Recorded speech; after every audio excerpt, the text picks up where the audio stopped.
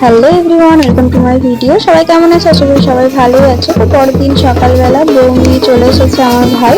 তো আমরা বেরিয়ে গেছিলাম, ভীমতলায় প্রণাম করছিল, ওরা ওখানটায় যায়নি, ওদের মারতলায় গেছিলাম, যেখানে শীতলা মন্দির রয়েছে। তো দেখতেই পাচ্ছ ব্যান্ড পার্টি বাজিয়ে বউ নিয়ে আসছে ভাই। আর এই দেখো স্কুলের বাচ্চাগুলো বেরিয়েছে নতুন বউ দেখতে। তারপর ওরা একসাথে মন্দিরে গিয়ে প্রণাম করে নিল। তো তারপর ওখান থেকে আবারও এক জায়গায় গেলাম।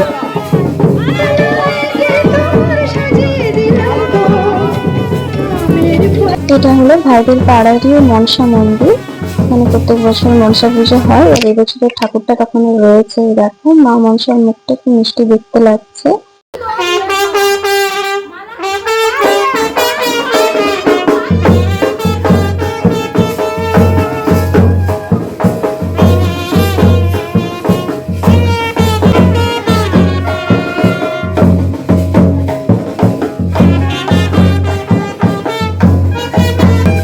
দেখতেই পাচ্ছ পাড়ার সবাই নতুন বউ দেখতে এসেছে। তারপর বাড়িতে চলে এলাম। বাড়িতে এসে দেখছি এখানে পিসিরা একটা নিয়ম পালন করছে।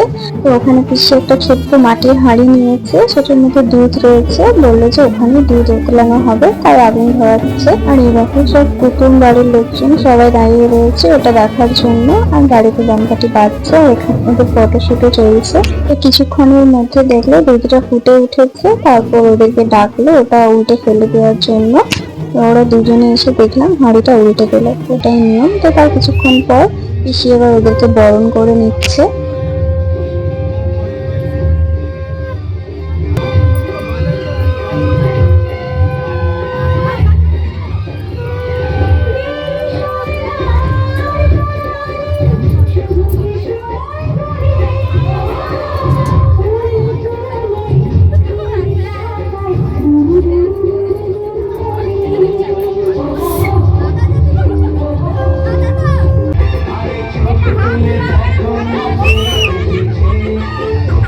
তারপর এক এক করে সব রিচুয়াল গুলো পালন করা হচ্ছিল।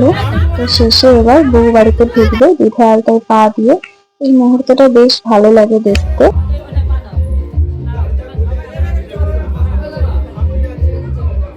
তো বউ বাড়িতে চলে এলো, তারপর আমরা সবাই মিলে খাওয়া দাওয়া করে নিলাম। তো এরপর সন্ধ্যেবেলা আমরা আবারও রেডি রিসেপশনের জন্য। রিসেপশনটা যেহেতু বাড়িতে হবে না, তাই তাড়াতাড়ি রেডি হয়ে পড়েছে, একটা গেস্ট হাউসে হচ্ছিল। আমার পেছনের জনকে দেখো রেডি হয়ে ছবি তুলতে শুরু করে দিয়েছে। তো যাই হোক গেলাম ভাই আর তার বউকে ডাকতে, গিয়ে দেখছি ওরাও রেডি হয়ে গিয়েছে। বউকে কি মিষ্টি লাগছে, ওকে কি বলছে। তো তারপর সবাই মিলে বেরিয়ে গেলাম। আমরা একেবারে ওই গেস্ট হাউস থেকে বাড়ি চলে যাবো, তাই ব্যাগপত্র নিয়েই বেরিয়ে পড়েছি। তো আমরা বর বউয়ের সাথে একসাথেই যাচ্ছিলাম। আর বউয়ের পাশেই রয়েছে আমার পিসি, মানে তার শাশুড়ি। আর তারপরে রয়েছে আমার দাদার ছেলেটা, মানে আমার পিসির বড় ছেলের ছেলে। ও আমাদেরকে ঠিক মতো চেনে না, তো তাই দেখো তাকাচ্ছেই না কিছুতে। আর নতুন কাকিমাকে দেখছে যে এটা আবার কে। তো সবাই মিলে গল্প করতে করতে পৌঁছে গেলাম গেস্ট হাউসে। গেস্ট হাউসে গিয়ে দেখছি সবাই চলে এসেছে, শুধু বউ বর আসতেই বাকি ছিল। তবে ওরা বেরোতে অনেকটাই লেট করে দিয়েছিল, তখনকে অলরেডি সবাই চলে এসেছে। তো ওরা গেল ওদের জায়গায়, আমি গিয়েছিলাম একটু। তারপর গেলাম স্টলের দিকে, আর গিয়ে দেখছি এই দেখো আমাদের রাধারানী আগেই ফুচকা খেতে শুরু করে দিয়েছে। আর আমার বাড়ির ওদিক থেকে যারা আসার সবাই চলে এসেছিল গেস্ট হাউসে, তো আমি ফুচকা খেতে শুরু করে দিয়েছি। বিয়ের দিন সেরকম কিছুই খাওয়া হয়নি, তাই রিসেপশনের দিন খেয়ে নিচ্ছিলাম, তারপরেই খাচ্ছিলাম পকোড়া। আর রিসেপশনে তো খাওয়া দাওয়া আর ছবি তোলা এগুলোই বেশি হয়। তো যত কুটুম বন্ধু বান্ধব এসেছিল সবার সাথে গিয়ে ছবিও তুলেছি, তারপরে খেতে বসে পড়েছিলাম তাড়াতাড়ি। তাহলে ভেবো না বর বউয়ের সাথে দেখা না করে খেতে বসেছি, ওদের সাথে দেখা করতে গিয়েছিলাম কিন্তু তখন কোনো ভিডিও করা হয়নি। ওদের সাথে ছবি তুলেই চলে এসেছিলাম। তারপরে এসে খেতে বসে পড়েছি, স্যালাড, লেবু, বেগুনি আর ফ্রাইড রাইস দেওয়া হয়েছে। আর দেখো ভাই ভিডিও করছিলাম, হলো বোতলটা দেখাচ্ছিল জাস্ট মারবে, কিন্তু মারেনি। তারপরে ছিল চানা পনির। তো খাওয়া শেষ হচ্ছে না, পরপর চলেই আসছে সবকিছু। তারপরে ছিল আলু ভাজা। আর সবাই তো পাশাপাশি এক জায়গায় খেতে বসতে পারিনি, তো পাশা ওইদিক ওদিক সবাই বসেছে। আমার ভাইয়ের পাশে ছিল একজন জামাইবাবু, আর ওই দূরে দেখো ও ঠিক পোজ দিচ্ছে, ওটা তোজো। তোমরা অনেকেই চেনো, এর আগেও আমার অনেক ভিডিওতে ছিল। সবাই এদিক ওদিক বসেছে। তো আমরা খাওয়া দাওয়া স্টার্ট করে দিয়েছি। তো তারপরে ছিল মাছ আর একটা সবজি ছিল, ওটা আমি নিইনি। তারপর ছিল চিকেন, ওটা তো আর ছাড়া যায় না। আমার আবার এই বিয়ে বাড়ির চিকেন কারিটা বেশ ভালো লাগে খেতে। তো আমি খেতে বসেছিলাম, আমার ছোট পিসি আর আমার এক বোনের শাশুড়ি মা আর বোন আর আমি।